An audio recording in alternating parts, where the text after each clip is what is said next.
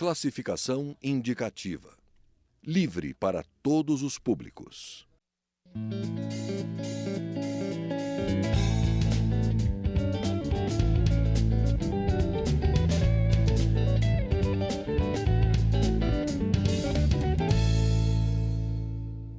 Olá! Em 2015, 143 proposições foram votadas pela Comissão de Agricultura, Pecuária, Abastecimento e Desenvolvimento Rural.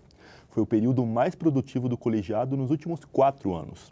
Além das votações, os parlamentares também participaram de várias audiências públicas sobre temas importantes para o país. E é para fazer um balanço dos trabalhos que a gente recebe agora o presidente da comissão, deputado Irajá Abreu, do PSD de Tocantins. Olá, deputado.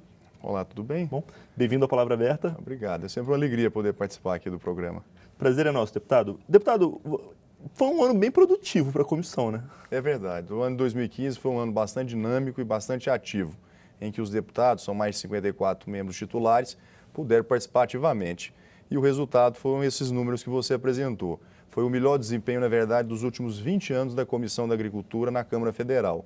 Nós deliberamos mais de 160 matérias, entre projetos de leis, decretos, audiências públicas foram realizadas e por isso nós chegamos a esse resultado que é maravilhoso e para mim que é motivo de muita honra e de muito orgulho. Deputado, inclusive entre as audiências teve várias importantes, inclusive com o ministro de Estado, né? O senhor gostaria de destacar algumas, por exemplo? É verdade. Nós tivemos audiências públicas onde participaram os principais ministros das pastas que são relacionadas ao setor produtivo. Tivemos a participação do ministro Helder Barbalho, na época ministro da Pesca, que ele fez um balanço do seu ministério, a própria ministra Cátia Abreu também apresentando um novo mapa.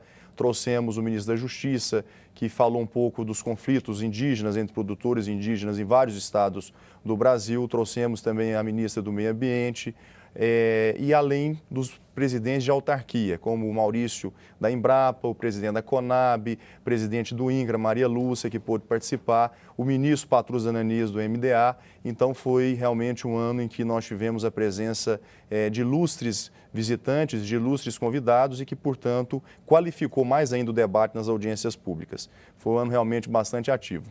E entre os assuntos, deputado, quais seriam, na sua opinião, os assuntos mais importantes que foram tratados no ano passado? Olha, nós tivemos um debate bastante acirrado neste ano de 2015. Tivemos vários conflitos nos estados do Mato Grosso do Sul, alguns estados também da região sul do Brasil, que foi um embate entre as demarcações de terras, entre indígenas, os povos indígenas e os produtores, que há muitos anos, há décadas, vêm empreendendo com a sua atividade produtiva nessas áreas. E numa audiência pública em especial com o ministro José Eduardo Cardoso, ministro da Justiça, nós tivemos um debate bastante acalorado e bastante acirrado. Esse foram uma das oportunidades de debate, mas tivemos outros também com o próprio ministro do MDA, a questão que é bastante debatida e discutida no país, os assentamentos, né, a reforma agrária, a desapropriação de áreas para fins de reforma agrária. Então, foram boas oportunidades em que nós tivemos a participação não só dos parlamentares, mas também das entidades classistas, os movimentos sociais, e tudo isso contribuiu para que a gente pudesse desenvolver ainda mais as atividades dentro da comissão. Com relação aos assentamentos, a gente pode dizer que a gente tem essa impressão, né, que a gente tem mais paz no campo do que a gente tinha 10 anos atrás, por exemplo, ou 20?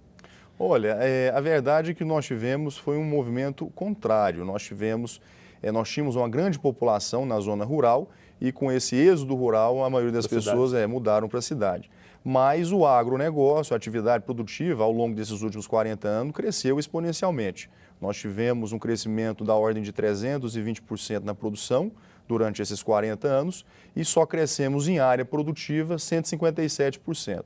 Portanto, nós tivemos uma demonstração clara que não foi apenas aumento de área, mas aumento de produtividade. E tudo isso foi possível graças à inovação, à tecnologia. O papel da Embrapa foi muito importante nesse contexto, disseminando novas tecnologias no campo e principalmente o crescimento do setor produtivo em regiões antes impensáveis. Chamadas fronteiras. Que as novas fronteiras, exatamente, como o Centro-Oeste, a região hoje conhecida como Matopiba. Aliás, esse foi um tema importante, né, nas discussões do ano passado. Explica para a gente o que é essa região, essa macro-região. Foi criado um decreto através da presidente Dilma, no ano ainda de 2014, no início do seu segundo mandato, onde foi mapeado pela Embrapa Satélite 4 regiões conhecidos como os 4 estados que compreendem o Tocantins, o Maranhão, o Piauí e a Bahia. Por isso que nós demos esse nome, que são as iniciais dos estados, chamado Matopiba. É considerada a última grande fronteira agrícola do Brasil. São 73 milhões de hectares que compreendem essa região, dos quais apenas 8 milhões de hectares hoje nós produzimos alimento. E temos um potencial de ampliar, sem necessariamente significar ou representar desmatamento, nós ainda podemos aumentar essa área de 8 para quase 25 milhões de hectares, ou seja, quase triplicar essa área produtiva. Então, o governo criou, através desse decreto, uma ferramenta, um instrumento de políticas públicas para estimular essa região a crescer, através de logística, as estradas, as ferrovias, as hidrovias, através de crédito rural, incentivos fiscais coordenados junto com os governadores, para que agroindústrias possam se instalar, a própria formação de mão de obra, que é muito importante nessa região para acompanhar esse crescimento, e, portanto, nós conseguimos agora criar uma coordenação entre a iniciativa privada e também o setor público para que esse crescimento possa ser de uma forma organizada e ordenada. Falando em iniciativa, deputado, aparentemente, né, o Brasil passa por uma crise grave, isso não é nem aparentemente, mas aparentemente o setor agrícola, né, o agrobusiness, está conseguindo sobreviver melhor do que outros setores como indústria e comércio a essa crise. Como que isso está sendo possível? Olha, não é mistério para ninguém, enfim, todos os setores vêm passando, especialmente nos últimos 2 anos, por uma dificuldade. O setor agropecuário também não é diferente, mas tem conseguido superar esses obstáculos. Esse ano, especialmente, nós tivemos muita dificuldade de acessar o crédito rural.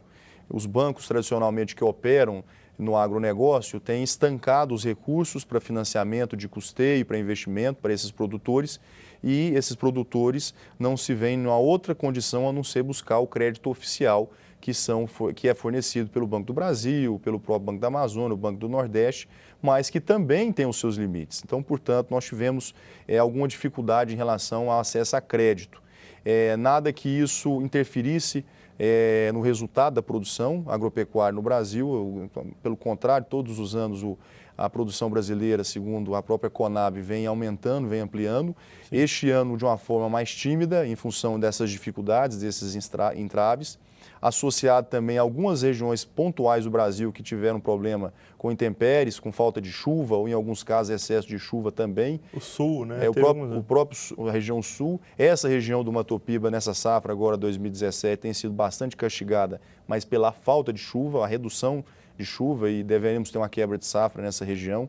Mas, num contexto geral, o agro tem feito o seu papel de protagonismo na economia, né? Representando aí 1/3 das exportações, 1/3 dos empregos gerados, 22% do PIB, e tem feito a grande diferença entre todos os setores, não diminuindo ou menosprezando os outros setores e a sua importância, mas o setor do agronegócio realmente tem tido um papel de destaque. O senhor acabou de falar da questão do financiamento, né? Os bancos do Brasil, por exemplo, geralmente financia, deu uma recuada. Existe uma medida provisória que trata de dívida dos produtores, né? Ela resolve o problema, ou pelo menos ameniza? Resolver não, mas sem dúvida nenhuma ameniza a situação.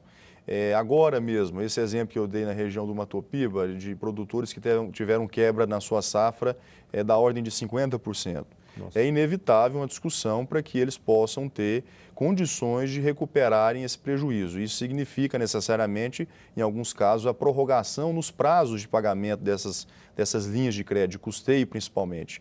É uma discussão que nós iniciamos, e isso é razoável, porque nós não queremos que eles quebrem, que eles tenham a falência da sua atividade, muito pelo contrário.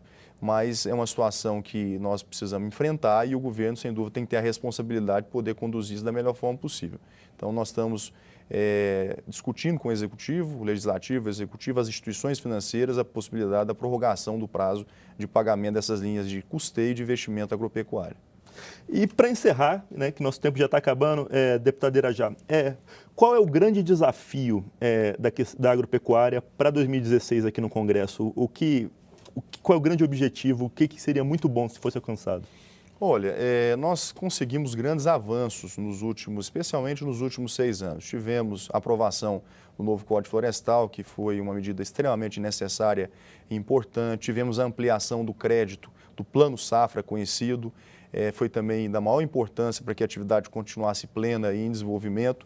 Mas nós temos grandes desafios também. A exemplo da terceirização, que é uma matéria que foi aprovada na Câmara e que está prevista para ser votada no Senado. Nós precisamos debater esse tema, precisamos de uma vez por todas aprovar essa terceirização na atividade de serviço, que não vai beneficiar apenas a atividade produtiva, mas também todas as outras atividades na zona urbana, como serviço, como a própria indústria. É necessário nós definirmos essa regra o quanto antes, não é possível mais continuar com esse problema, com esse gargalo. A própria demarcação de terras indígenas, a PEC 215, que há muito tempo vem sendo debatida aqui no Congresso, nós precisamos também enfrentar esse tema e definir também regras claras que sejam coerentes e que sejam justas, tanto com os indígenas quanto com os produtores. É também um enfrentamento que nós podemos fazer. E outros desafios. Na verdade, as dificuldades nunca param, elas sempre mudam. Nós conseguimos resolver um problema, nós temos outros problemas para resolver. Claro. Mas eu diria que são dois temas da maior importância e que nós temos este ano a responsabilidade de solucionarmos e enfrentarmos. Obrigado, deputado Irajá Abreu, pela sua presença aqui no Palavra Aberta. Obrigado a você a oportunidade. A gente que agradece. Volte, por favor. Eu sou Juliano Pires e este é o Palavra Aberta, um programa da rádio e da TV Câmara. Você pode conferir esta e outras edições do programa no site câmara.leg.br/Palavra Aberta. A gente fica por aqui. Até mais.